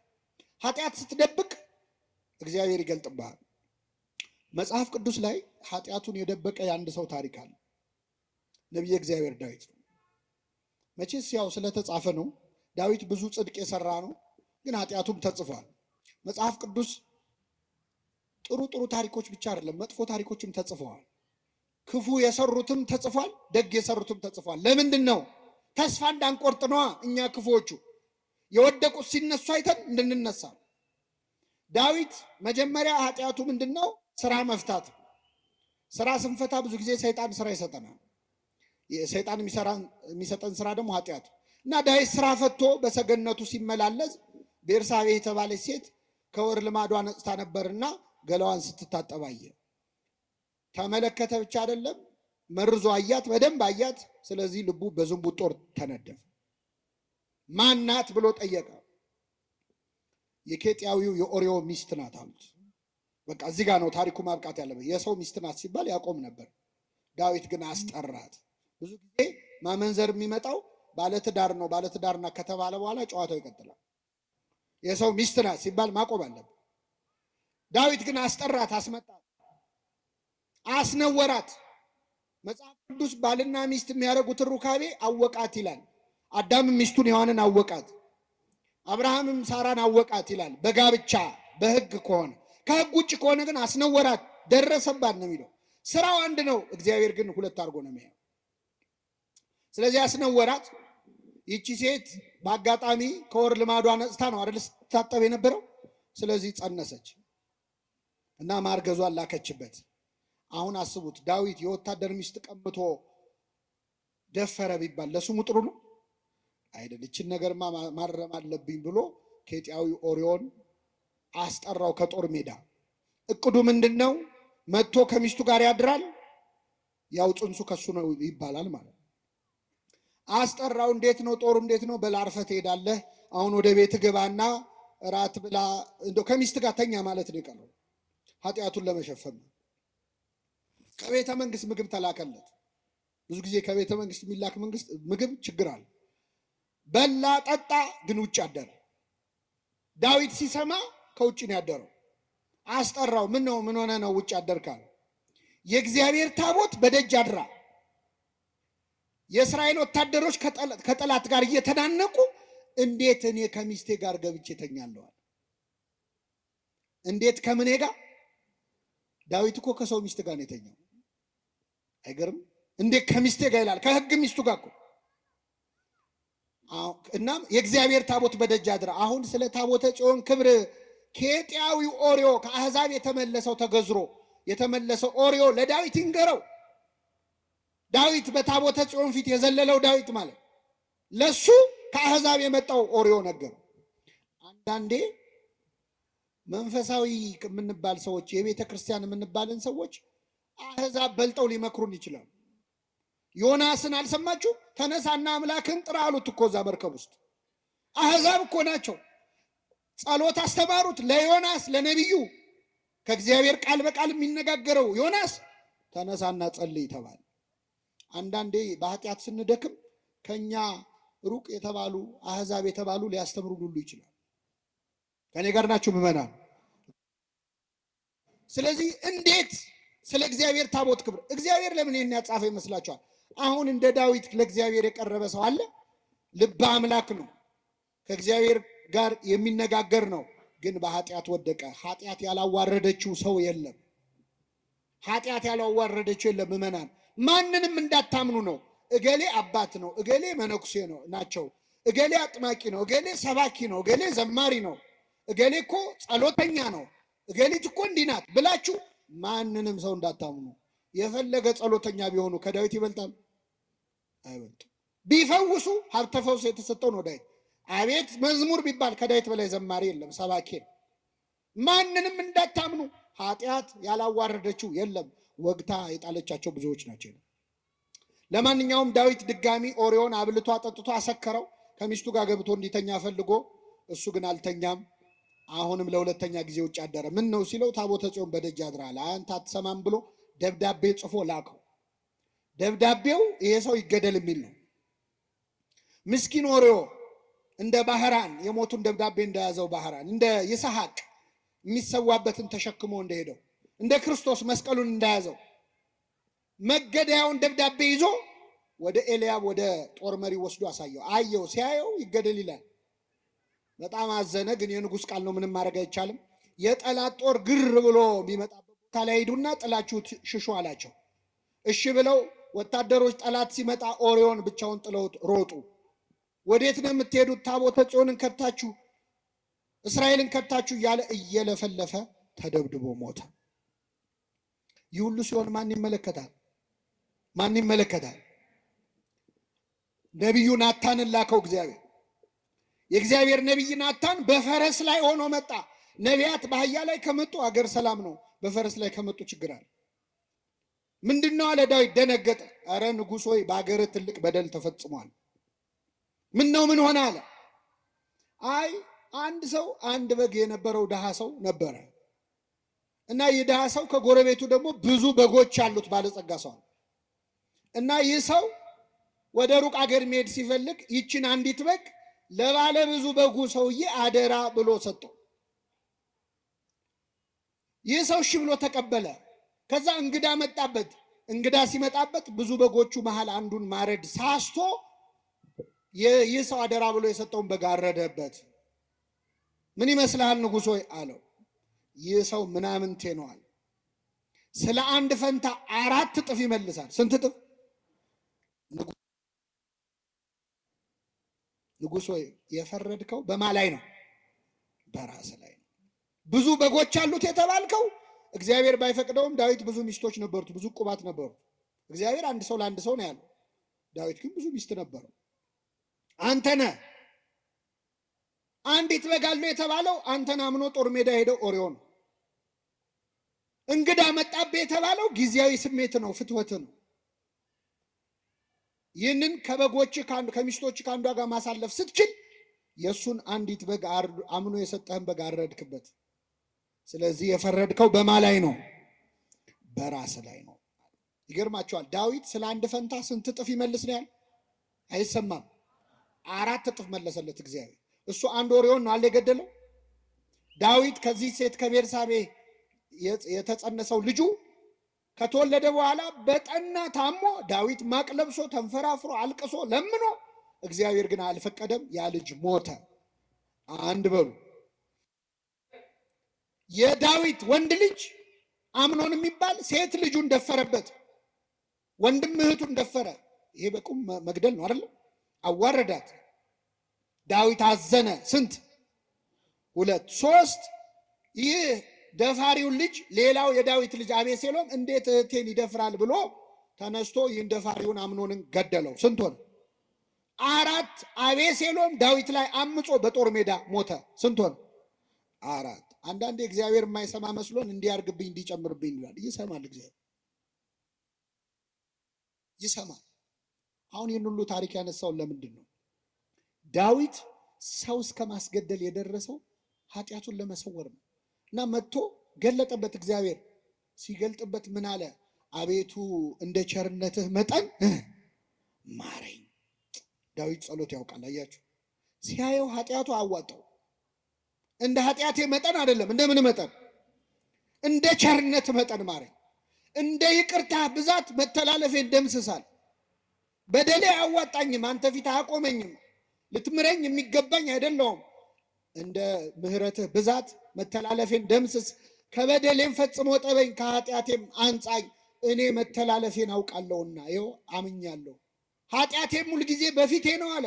የሰራሁትን ኃጢአት አልረሳውም፣ ሁሉ ያስታውሰዋል። አንተን ብቻ በደልኩ አለ። ንጉሥ አድርገህ ሾመኛል፣ ከኔ በላይ አለቃ የለም። አንተ ነው ያለው፣ አንተን ብቻ በደልኩ። ብበድልስ አንተን መሐሪውን አይደል? ይቅር ባዩን አይደል ወይ? አንተን እኮ ነው የበደልኩት። በፊትህም ክፋትን አደረግኩ፣ በነገርህ ትጸድቅ ዘንድ በፍርድም ብፁዕ ትሆን ዘንድ። ሁሉ ይበድላል ብለህ የተናገርከው እውነት ሆኖ ይገኝ ዘንድ ይኸው እኔም በድዬ ተገኘሁ። ሁሉም ለካ የረከሰ ነው አለ ዳዊት። ይህንን ሁሉ ኃጢአት ውስጥ የገባው ግን ኃጢአቱን ለመደበቅ ነው። ኃጢአቱ ተደበቅ አልተደበቀም? እንኳን ሊደበቅ ይኸው የብስራተ ገብርኤል ምእመናን ቁጭ ብላችሁ የዳዊትን ኃጢአት እየሰማችሁ ነው አይደል? የሰው ሚስት እንዲህ አድርጎ እኔ ገና ሌላ ደብረ ሄጄ እናገራለሁ። እሱ የዛ ዘመን ሰው እንዳይሰማ ነው የፈለገው አይደል? መማሪያ ያደረገው እግዚአብሔር። መማሪያ ከመሆን ይሰውረን። አይገርምም? የዘር ሐረጉ እንኳን ሲዘረዘር መች ለቀቀው? አብርሃም ይስሐቅን ወለደ፣ ይስሐቅም ያዕቆብን ወለደ ብሎ እሴይም ዳዊትም ከኦሪዮ ሚስት ሰሎሞንን ወለደ ይላል። ከማን ሚስት እስቲ በሉ? ከኦሪዮ ሚስት ማንን ወለደ? ሰሎሞንን ወለደ። እዚህ ውስጥ ዳዊትንም የኦሪዮ ሚስትንም እግዚአብሔር እንዳዘነባቸው ያሳያል። ዳዊትን ከኦሪዮ ሚስት ብሎ በኃጢአት መውለዱን ገለጠበት። የኦሪዮ ሚስት ደግሞ ምንድነው ጥፋቷ ካላችሁ፣ ባሏን ከገደለ በኋላ እሷ ከዳዊት ጋር ሚስት ሆና ቀጥላለች። አልቀጠለችም? ከባሏ ገዳይ ጋር ኖራለች። ስለዚህ ይህ ደግሞ ጥፋቷ ስለሆነ ስሟ ወንጌል ላይ ይጻፍ ዘንድ አይገባት። የማን ሚስት አላት? የኦሪዮ ሚስት። የኦሪዮ ሚስት አላት። ኃጢአትን ስትደብቀው እግዚአብሔር ይገልጥብሃል፣ ስትገልጠው ይሸፍንልሃል። እግዚአብሔር ኃጢአታችንን ይሸፍንልን። እንዲሸፍነው ግን መግለጥ አለብን። ንስሐ አባቶቻችሁ ጋር ቀርባችሁ ምን ይሉኝ ይሆን አባ፣ እንደው ይታዘቡኝ ይሆን ምናምን፣ እንደው ለሌላ ሰው ይናገሩ። ሲጀመር ካህን አዲስ ኃጢአትም አንሰራም እኛ፣ ብዙ ክሬቲቭም አይደለን በነገራችን። የሁሉም ሰው ኃጢአት አንድ አይነት። ሁለተኛ መተህ የምትናገረው ለካህኑ አይደለም። ለማን ነው? ለእግዚአብሔር። ምን ቸገረ? ተናገረው፣ ተበቀለው። ሰይጣንን አንተ ላይ የሰራውን ያቆሰለህን ቁስል ገልጣ አሳየው ለካህኑ። እንዲህ አድርጎኛል ብለህ እግዚአብሔር ፊት አሳየው። ሕፃን ሆነን ትዝ ይላችኋል፣ ስንመታ ወላጆቻችን ጋር መተን የተመታንበትን ቦታ እዚህ ጋር ተመታው ብለን እንደምናሳየው ንስሐ ስትገቡ ሰይጣን የመታችሁን ለአባታችሁ ለእግዚአብሔር እያሳያችሁ። እዚህ ጋር ነው የቆሰልኩት፣ እዚህ ጋር ነው የታመንኩት። ሰይጣን ያፍራል። ስንት ዓመት አንተ ላይ የገነባውን የኃጢአት ግንብ ስትናዘዝ ይፈርስበታል። አንተም ሰላም ታገኛለህ። ናዘዘ አረጋጋ ነው። ኑዛዜ መረጋጋት ነው። ሰላም ታገኛለህ፣ እረፍት። ስለዚህ ኃጢአተኛ ሆነን ለምን ትዕቢተኛ እንሆናለን? ለምንድን ነው ገጽታችን የሚያሳስበን? ለምንድን ነው ጥሩ ሆኖ መታየት የሚያሳስብህ? እግዚአብሔር ፊት ብታጋልጠው ራስህን በመላእክቱ ፊት ከመዋረድ ትድናል። በፍጥረት ሁሉ ፊት ኃጢአት ከሚገለጥ በፈጣሪ ፊት ቢገለጥ ይሻላል። በሰው እጅ ከመውደቅ በማን እጅ መውደቅ ይሻል? እግዚአብሔር በሱ እጅ እንድንወድቅ ይፍቀድልን። አሁን አንዳንድ ሰው ንስሐ አባቱ ጋር ይመጣና ቅኔ የሚቀኝ ሰው አለን። ሲናዘዝ ራሱ ለቄሱ እንዳይገባ አድርጎ ማለት። አንዳንዱ ብልጥ ለመሆን ይሞክራል። አባ እኔ በቃ እንደው ባጭሩ ኃጢአት የተባለውን በሙሉ ምን ብያለሁ? ሰርቻለሁ። እንደዚህ ይቻላል? አይቻልም። ሐኪም ቤት ሄደ ዶክተር ባጭሩ በሽታ የተባለውን በሙሉ ታምሜያለሁ ትላል። ይሸቀሽቀኛል፣ ይወጋኛል ነው አይደል? በሽታውን የደበቀ ምን የለውም፣ ኃጢአቱን የደበቀም ስርየት የለውም። እግዚአብሔር ኃጢአታችንን ለመግለጥ ያብቃል። ስንገልጠው ይሸፍነዋል፣ ስንሸፍነው ግን ይገልጠዋል። ይህን ካልን ለመጨረሻ አባቶቻችን ካህናት ፊት ስንናዘዝ፣ ሌላው ካህኑ ኃጢአት ይሰራ የለ ወይ? እንዲያደርጉ የለ ወይ? ካህናት ራሳቸው እንዲየሰሩ አሁን ለአንተ ይቅርታ ያሰጣሉ ወይ ይላል ሰይጣን። አውቆ እኮ ያውቀዋል እኮ። ካህናት የሚሰጡት አገልግሎት ከኃጢአትና ከጽድቃቸው ጋር አይገናኝም። ቅዱስ ባስልዮስ ካህናትን በማህተም ይመስላቸዋል። ማህተም ሁለት ማህተም ቢኖር ይላል፣ አንዱ የብረት አንዱ የወርቅ ቢሆን እላዩ ላይ የንጉስ መልክ ቢኖረው፣ የንጉሱ መልክ አንድ አይነት ከሆነ ቀለም ነክረ ስትመታው የማህተሙ ስዕል የትኛው የወርቅ የትኛው የብረት እንደሆነ ማወቅ ይቻላል? አይቻልም። በኃጢአተኛ ካህንና በንጹህ ካህን መሃልም ያለው ልዩነት ይሄ ነው። የወርቅ ማህተም የተባለው የኃጢአተኛ ካህን ንጹህ ካህን ነው። የብረት ማህተም የተባለው ኃጢአት ያለበት ካህን ነው። የሚሰጡት አገልግሎት ግን ስንት ነው? ምክንያቱም በካህናት አድሮ የኃጢአት ይቅርታ የሚሰጠው ማን ነው? እግዚአብሔር። እግዚአብሔር ይፍታን ያሉት እኛኛውም አባት ጋር ብትሄድ የሚፈታህ እግዚአብሔር። ሰይጣን ግን አውቆ ካህኑ እንድትጠራጠር ያደርጋል። የመጨረሻው ዘመን አንዱ ዲያብሎስ የሚሰራው እስከ ቅትለተ ዘካርያስ የካህናት መገደል ድረስ ይደርሳል። ካህን አሁን እንዲጠላ ሰይጣን የማይሰራው ነገር የለም። ከቅዱስ ፓትርያርኩ አንስቶ ካህናትን እንድንጠላ እኔ ቄስ አልወድም የሚሉ ኮስተር ብለው ደስ ብሏቸው የሚሉ ሰዎች ያሉት ሰይጣን ሆን ብሎ የሚሰራው ካህንን ሲያጣላ ንስሐ እንደማትገባ ስለሚያውቅ ብዙ ሰው ንስሐ እንዳይገባ ከካህናት ጋር ከስጋ ወደሙ ከቅዳሴ እንድትርቅ ካህኑን ያጣላል። እረኛውን እመታለሁ በጎቹም ይበተናሉ የሚለውን ለመፈጸም የፈለገ ብንበድል ካህናት ቢበድሉ በእነሱ የኃጢአት ይቅርታ የሚሰጠው ማን ነው? እግዚአብሔር። እንደዚህ አድርጋችሁ አስቡ። እንዲህ ብታስቡ ነው የምትጠቀሙት። እንዲህ ብታስቡ ነው የምትጠቀሙት።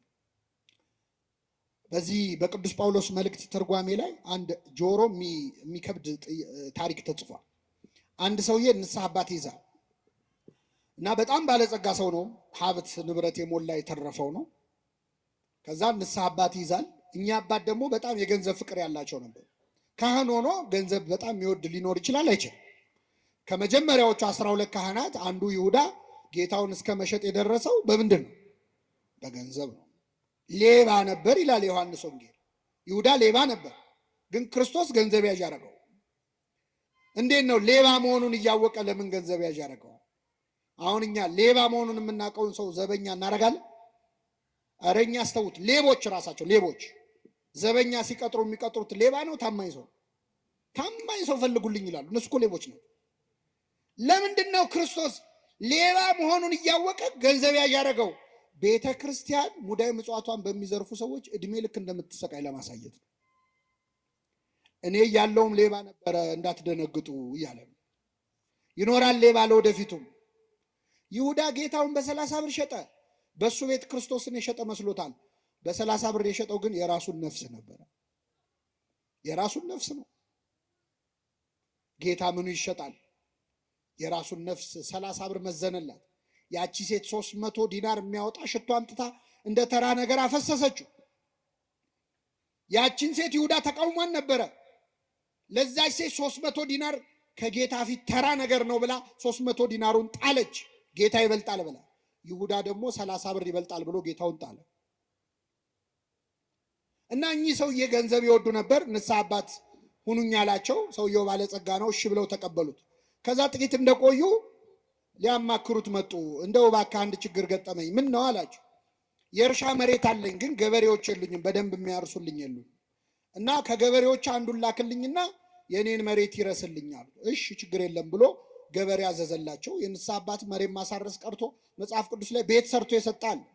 ለንስሐ አባቶቻችን ይህን ተራ ነገር ብናደርግ ለነሱ ከሚሰጡን አንጻር ምንም ነው እና ቤት ገዝቶልህ ይሰጣል። እና ይህ ሰው ገበሬውን ላከላቸው። ከዛ ሲያርስ ቆየ። ገበሬው እያረሰ ያለ አንድ ነገር አገኘ። የንስሐ አባትየው መሬት ላይ የተቀበረ በድስት የተቀበረ ወርቅ አየ። ቆፍሮ ሲያወጣ ወርቅ ነው። መልሶ ቀበረውና እሳቸው ጋር መጥቶ ማን ነው ባለጸጋው ጋር መጥቶ ኧረ የንስሐ አባት መሬት ላይ እኮ በጣም ብዙ በኪሎ የሚመዘን ወርቅ አገኘዋል። ሊያየህ ሰው አለ? የለም። ለሌላ ሰው ነግራል? አልነገርኩም። በል እንደዛ ከሆነ ወርቁ የተገኘው እሳቸው መሬት ላይ ስለሆነ ወርቁ የሚገባው ለእሳቸው ነው፣ ሄደ ንገራቸዋል። እሺ ብሎ የገበሬ ሄዶ ንስሐ አባትየው ጋር የእርሶ መሬት ላይ ወርቅ አገኘው አላቸው። ገንዘብ ይወዳሉ ብያቸዋለሁ። በጣም ተደሰቱ። የታረከው አሉት። ቀብሬዋለሁ። በጣም ጥሩ፣ በቃ ያለበትን ታሳየኛለህ፣ ማታ እንገናኛለን፣ ግማሹን ላንተ አካፍልሃለሁ አሉ።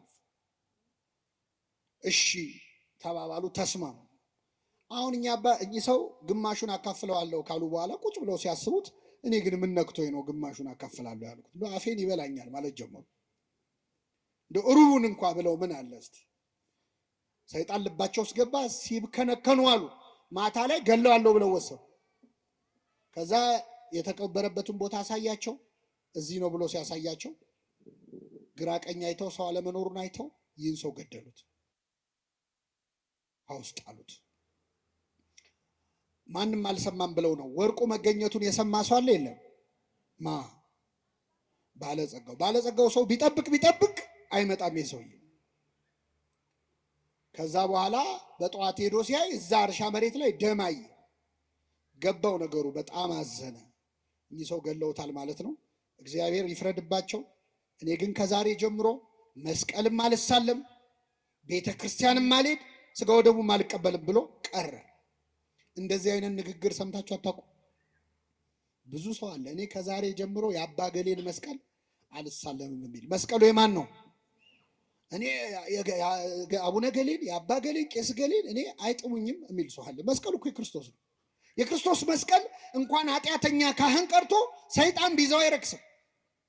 ችሎ አይዘውም እንጂ ሰይጣን ቢይዘው አይረክስም። መስቀሉ መስቀል ነው። ስጋው ደግሞ አልቀበልም፣ እኔ ካህን አልወድም። የሆነ ጊዜ የሆኑ ካህን እንዲህ ሲያደርጉ አይቻለሁ። ከዛ በኋላ ከቤተ ክርስቲያን ቀረው ብለው ደስ ብሏቸው የሚያወሩ ሰዎች እግዚአብሔር የሚሰማህ መስሏል። እሳቸውን ለሰሩት ይቀጣቸዋል፣ አንተ ደግሞ ለቀረህበት ትቀጣለህ። ሁለተኛ ካህን ላማህበትም ትቀጣለህ። እግዚአብሔር የፍትህ አምላክ ነው። ኃጢአት በኃጢአት አያጣፋም። የሆኑ አባት እንዲያረጉ ብለህ የምትድን መስሏል። እሳቸውን ስላረጉበት ይቀጣቸዋል፣ አንተን ስላማህበትና ስለቀረህበት ይቀጣል። በተለያየ ፋይል ነው የሚያየው። ያንተ ሌላ የእሳቸው ሌላ። እሳቸው እንዲህ ስላረጉ ምን ያርግ እሱ ወዶ እኮ አይደለም ብሎ አያጣፋለን። እና የሰው ከቤተ ክርስቲያን ቀርቶ ስጋው ደግሞ መቀበል ትቶ ሌሊት በህልሙ አንድ ነገር አየ።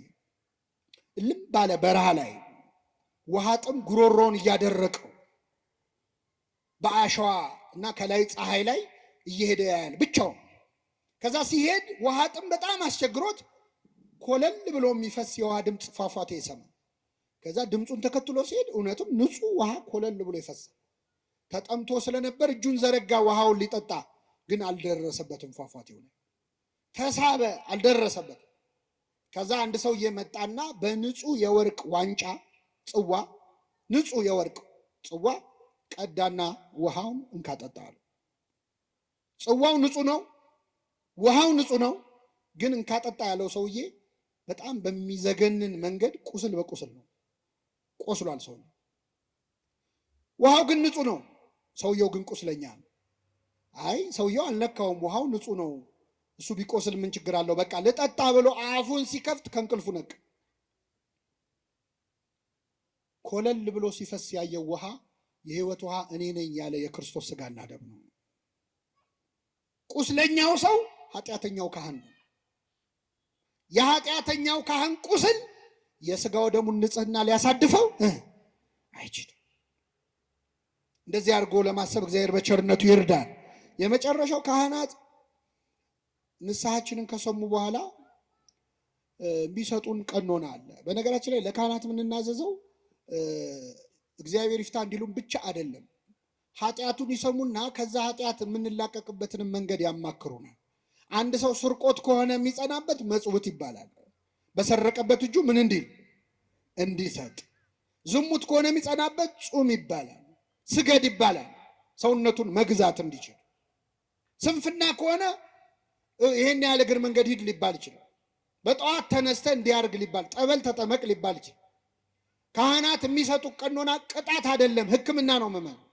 መድኃኒት የሚሰጠው ለቅጣት ነው አይደለ? ሕክምና ነው። እና ለምሳሌ የሚሰጥ ቀኖና አለ። ጾም አለ፣ ጸሎት አለ፣ ሌላስ ስግደት አለ፣ ምጽዋት አለ፣ ፈውስ መንፈሳዊ የሚባል መጽሐፍ አለ በቤተ ክርስቲያናችን። ብዙ አይነት ነው የቀኖና። ካህኑ ሊቆጣ ይችላል። እኛ መቼስ አሁን ካህናት ቢቆጡን እንዴ ቁጣው ምን አመጣው ብለን አንመጣ። አንዳንድ ሰው ጥያቄም ብሎ ይጠይቀናል። ንስሐ አባቴ ስናዘዝ ኃጢአቴን ፊታቸውን ክስክስ ያደርጉብኛል እና ጀብዱ ነው እንደ የሰራው ይሳቁልን። ኃጢአት እኮ ለምትነግራቸው መገሰጽ አለባቸው። ይቆጣሉ፣ ተቆጡ ኃጢአትን አታድርጉ ብሏል። ስለዚህ ይቆጣሉ፣ ግን ይራራሉ። ኃጢአት እንድትላቀቅ ነው፣ ጠልተው አይደለም። መድኃኒት እያቃጠለ አይደል የምትቀባው፣ ቁስልህን እንዲፈውስ ነው። ስለዚህ ተቆጥቶ በጣም ያስጨንቁ ማለት አይደለም። ግን ካህናት ሊገስጹን ይችላል፣ ሊቆጡን ይችላል፣ ና ሊሉ ይችላሉ፣ ሂድ ሊሉ ይችላሉ። በዛ በእርምጃ ውስጥ ከእግዚአብሔር እንድትቀርብ ነው፣ ስንፍና እንዲለቅ ነው። ጠበል ተጠመቅ ሊሉ ይችላሉ፣ እስከዚህ ሰዓት ጹም ሊሉ ይችላሉ። ዓላማው ግን እኛን ከኃጢአት ማላቀቅ ነው። በኋላ ሄደ ቴራፒስት ጋር ሳይኮሎጂስት ጋር መከራን ከምታይ ካህኑን ሰምተህ ያሉን ብታደርግ እግዚአብሔር የበለጠ ረድኤት ይሰጣል። ዓላማው ሰውየውን መፈወስ ነው። ፈውስ መንፈሳዊ ከኃጢአት ከሱሱ ከልማዱ መላቀቅ እንዲችል እና የሚሰጠው ቀን ነው። አሁን እኛ የሚመስለን ብዙ ኃጢአት ያለበት ሰው ብዙ ስገድ የሚባል፣ ትንሽ ኃጢአት ያለበት ሰው ደግሞ አይ አንተ ችግር የለውም ትንሽ፣ እንደዚህ የሚባል ነገር የለም። ካህናቱ አይተው ተመሳሳይ ኃጢአት ሰርተን የተለያየ ቀኖና ሊሰጡን ይችላሉ፣ የሰውየውን ታሪኩን ስለሚያውቁ። ለምሳሌ በጣም ብዙ ኃጢአት ላለበት ሰው ትንሽ ስገድ ሊሉት ይችላሉ። ለምን? ብዙ ስገድ ካሉ ደንግጦ እንዳይጠፋ። ሁለተኛ ችሎ ከሰገደ ደግሞ እግዚአብሔር ይቅር ያለኝ በስግደቴ ነው እንዳይል። እንደውም አንድ አባት በጣም ብዙ ኃጢአት የሰራ ሰው መጣና ነገራቸው። ሲነግራቸው 3 ስገድ አሉት። ስንት? 3000 ነው 300 ነው አለ። አይ 3 ስገድ። ሰገደ። እግዚአብሔር ይፍታ ሄዳሉ። አላመነም ሄደ። እና ያው ለታሪኩ እንዲመች ነው፣ እግዚአብሔር የማያውቀው የለም። ጌታ ተገልጦ ለምንድን ነው 3 ብቻ ስገድ ያሉት አላቸው። ሲላቸው ጌታ ሆይ 3 ስገድ ያልኩት እኔ ጨካኝ ሆኜ ነው፣ አንተ ብትሆን ኖሮ ኃጢአት ተሰረየችልህ ብለህ በነፃ ምን ትለው ነው? ታሰናብተው ነው። የኛ ኃጢአት ከእግዚአብሔር ምሕረት ይበልጣል? አይበልጥም። የእሱ ምሕረት እንደ ባህር ነው፣ ባሕረ ምሕረት ይባላል እግዚአብሔር። የኛ ኃጢአት እንደ ደም ጠብታ ነው። ባህር ላይ ደም ጠብ ቢል ባህሩ ደም በደም አይሆንም። ስለዚህ ኃጢአታችንን ወደ ጥልቁ ይጥላል ያለው ሆሴዕ ይህንን ወአስጥምኒ ውስተ ቀላየ ምሕረቱ ለበኩርኪ ይላል አባ ጊዮርጊስ። ወደ ልጅሽ ወደ ምሕረቱ ባህር ጨምሪኝ ይላታል እመቤታችን። እግዚአብሔር ወደ ምሕረቱ ባህር ይጨምረን ሁላችንም። ኃጢአታችንን አርቆ የምሕረቱ ባህር ውስጥ ይጨምረናል። ያን ጊዜ የኛ ኃጢአት ትንሽ ይሆናል። ዳዊት ለዚህ ነው እንደ ምሕረት ብዛት ያለው። ምሕረት ብዙ ስለሆነ የፈለገ ብበድልም ኃጢአቴ ግን ከምሕረት አይበልጥም፣ ምሕረቱ ብዙ ነው እና እዛ ውስጥ ደብቀው ሸሽገው ብሎ መለመን ማለት እና ካህናት የሚሰጡን ቀኖና ለቅጣት አይደለም የሚመስለን። አሁን እኛ ደሞዝተኛ የሆነ ገንዘብ ያለው ሰው ምጽዋት የሚሰጥ፣ ሀብታም የሆነ ሰው ይህን ያህል ብር አስገባ የሚባል፣ ድሃው ደግሞ ገንዘብ ስለሌለው ጹም፣ ጸልይ፣ ስገድ የሚባል በፍጹም እንደውም በተቃራኒ። ቤተ ክርስቲያን ገንዘብ ላለው ሰው ገንዘብ ስጥ አትልም ቀኖና ላይ። ለምን? ገንዘብ ያለው ሰው ገንዘብ ስጥ ቢባል ይከብደዋል። እንደውም እንደ ቀረጥ እንደ ታክስ ይከፍላል ማለት ነው። የፈለገውን ኃጢአት እየሰራ እያመጣ ብሩን መዥረጥ ነው ያለው። ስለዚህ እሱን ስገድ ነው መባል ያለበት፣ ጹም ነው መባል ያለበት። መመጽወት አይከብደውም። መጾም መስገድ ግን ሀብት ንብረት ላለው ሰው ይቸገራል። ስለዚህ አንተም ጹም ትለዋል። ድሃውንስ? ድሃውን ደግሞ መጽውት ትለዋለች። ድንጋይ ተሸክሞም ቢሆን ይመጽውት። ያን ሲያደርግ ከኃጢአት እንዲከለከል ነው። ድሃውን ጹም ብትለው ይከብደዋል? ይከብደዋል? በዛው ቀጥል ነው አይደል? ስለዚህ ለድሃ አይደል፣ ዓላማው ግን ወደ እግዚአብሔር ማቅረብ። በዚህ በዜናባው አንድ ታሪክ ልንገራችሁና አበቃለሁ። አንድ ሰው ኃጢአት ሰርቶ ንስሐ ሊገባ ወደ ካህን ይመጣል እና ይህ ሰው የሰራው ኃጢአት ሰው መግደል ነው። የገደለው ደግሞ አንድ ሰው አይደለም፣ 7 ሰው ነው የገደለው። ስንት ሰው? 7 ሰው። ከዛ ይመጣና ለካህኑ 7 ሰው ገደልኩ ብሎ ይናዘዛል። እንግዲህ ካህናት እንደነገርኳችሁ ለሐኪም በሽታ ብርቁ እንዳልሆነ ለካህናትም ኃጢአት ብርቃቸው አይደለም፣ ያውቁታል። ግን በአጋጣሚ ሆኖ ይህ ሰውዬ ሊናዘዝ የመጣው ገና ከተሾሙ ዓመት ያልሞላቸው ቄስ ጋር ወጣት ናቸው እና መጥቶ 7 ሰው ገድያለሁ ሲላቸው በስመ አብ ወወልድ ወመንፈስ ቅዱስ አሉ። ከዛ አደነጋገጣቸውን ሲያይ እኚህ ሰውዬማ ለፖሊስ አሳልፈው ይሰጡኛል ብሎ እሳቸውንም ገደላቸው። ስንት ሆኑ? አሁን ትንሽ ቀን አረፍ አለና ደግሞ መልሶ ቆጨው። አይ ንስሐማ መግባት አለብኝ ብሎ ሌላ ካህን ጋር ሄደ። አባቴ 7 ሰው ገደልኩ፣ 7 ገደልኩ ብዬ ስናገር ሲደነግጡ እንዳያጋልጡ ብዬ እሳቸውንም ገደልኩ፣ በድምሩ ስንት ሰው ገድያለሁ አላቸው። እኚህ ካህን በጣም አረጋዊ ናቸው፣ ልምድ ያላቸው ናቸው። ውይ ይቺ እኮ በጣም ቀላል ነች፣ ይሄን ያሳሰበ ኧረ አይዞ አሉት። ምክንያቱም 9ኛ እንዳይሆኑ ሲያዩት ሰውየው አያዋጣም አይደል? ይሄን ያሳሰበ ይሄ ሰይጣን ነው፣ እንደውም አይዞ አንተ ጠበል ነው መጠበቅ ያለብህ፣ ጠበል አጠምቃለሁ ትሄዳለህ አሉት። ደስ አለው። ከዛ ና አሁን ነው እንደውም አጠምቅ ብለው ይዘውት ወደ ሆነች ዋሻ ወሰዱት። ከዛ ጉድጓድ አለ፣ ጉድጓድ ውስጥ ውሃ ወርደህ ታመጣለህ፣ ጠበል አጠምቃለሁ ይለቃል፣ አይዞ አሉት። ደስ አለው። በገመድ አወረዱት፣ ገባ። ውሃ ሊቀዳ ወደ ውስጥ ሲገባ ውሃ የለም። ጉድጓዱ በጣም ረጅም ነው፣ ታች ነው የገባው። ሲፈልግ የለም ውሃ። ሲመለስ አባ ገመዱን ሰብስበውታል። አንተ እዛው ነው መቆየት ያለብህ አሉት። ይገርማችኋል፣ ይሄ ሰውዬ ውስጥ ሆኖ ይዝታል። ልውጣ ብቻ እኔ እንደሌሎቹ አንተ መግደል አይደለም ቆራርጣለሁ ይላል። ችግር የለውም። እሳቸው በቀን አንዴ ይመጣሉ። ማታ አንዲት ኮዳ ውሃና አንዲት ዳቦ ይጥሉለታል። ይዝታል፣ ይበላል። በቀን አንዴ ነው የሚበላው። ማታ 12 ሰዓት ነው። ምን እያደረገ ነው የሰውዬ? መልሱልኝ። 7 ቀን ጾመ። ይዝታል፣ ይበላል፣ ይዝታል፣ ይበላል። ከዛ እየቆየ ሲመጣ ዛቻው እየቀነሰ ልመና ሁሉ ጀመረ። ኧረ ተው ያስወጡኝ፣ ግድ የሎትም በቃ ምንም አልነካዎትም ማለት ጀመረ። ከብዙ ቆይታ በኋላ ግን ምን አላቸው? ነገ ሲመጡ መጽሐፍ ቅዱስ ይዘውልኝ ይምጡ፣ እዚህ መቆየቴ ካልቀረ ቁጭ ከምላልና መጽሐፍ ቅዱስ ተሰጡ። ማንበብ ጀመረ። ከዛ ሲመጡ ምን ይላል? ኧረ የኔ ኃጢአት ሰው መግደል ብቻ አይደለም፣ ኧረ የኔ በደል ብዙ ነው እያለ በየቀኑ ብዙ ኃጢአት መናገር ጀመረ። አይዞ እግዚአብሔር ይቅር ይበል ይሉታል፣ ይሄዳሉ። ዓመት ሆነ፣ 2 ዓመት ሆነ፣ ቆየ ሰው በጣም በቃ ጸሎተኛ ሆነ። ከብዙ ጊዜ በኋላ እኛ አባት ሲመጡ የሰውዬ እዛ ጉድጓድ ውስጥ የለም። ደነገጡ። ያው የእሱ ነገር አይታመንም፣ ቤት በኩል ዞሮ ሊመጣ ነው ብለው። አባቴ ይፍቱኝ የሚል ድምፅ ሰሙ። ቀና ሲሉ አየር ላይ ነው ያለው ሰው። እግዚአብሔር ይፍታህ አሉት፣ ተሰወረ። በቅቷል ማለት ነው። ከሳቸው በለጠ በቅድስና። አባቶቻችን ጹሙ ጸልዩ የሚሉን ለሰራነው ኃጢአት ሊቀጡን አይደለም፣ ወደ ማን ሊያቀርቡን ነው? እግዚአብሔር የሰማነውን ለንስሐ ያድርግልን። ለጠቅላላ እውቀት አይደለም የተማርነው። ይህንን ድምፅ የሰማችሁ ሰዎች ንስሐ ግቡ፣ ዛሬውኑ ንስሐ ግቡ። የሰማነውን በልቡናችን ያሳድረብን።